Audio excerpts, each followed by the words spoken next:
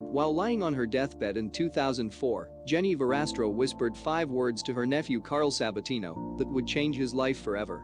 What he found left him in shock and made the local news.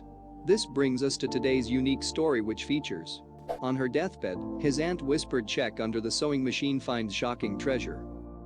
But before we start, make sure to like the video, subscribe to our channel, and activate the notification bell to receive more fascinating videos.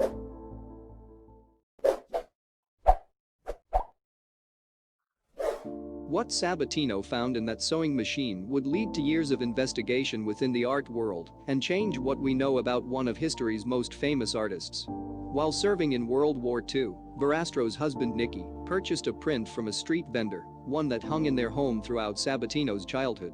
He remembered it as the woman in the fuzzy hat.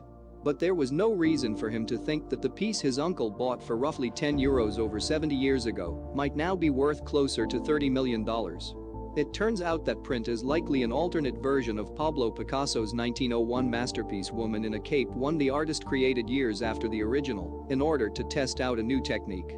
Sabatino was stunned to watch the artwork slip out from beneath the sewing machine a few weeks after the death of his aunt, but didn't think much of it at first, since he had seen it hanging in his aunt and uncle's house as a child. It wasn't until he looked more closely at the painting's signature that he knew why his aunt had carefully wrapped it in old newspaper and hidden it away in the years before she died. The original version of Picasso's Woman in a Cape actually hangs in the Cleveland Museum of Art, and early on, experts dismissed the version Sabatino owns as simply a piece of street art. And how did a rare Picasso end up in the hands of a street vendor? We'll never know for sure, but it's assumed that as flames from the fires caused by the 1944 bombings of London were doused, the basements of many museums and collectors were flooded, and some pieces disappeared as they were being rescued from damage. And there's one final piece of the puzzle: a partial fingerprint left in the paint, made when the artist picked it up and moved it before the top layer was dry. In 2017, Sabatino self-published a book about his adventure in the art world titled Picasso Undiscovered in Blue.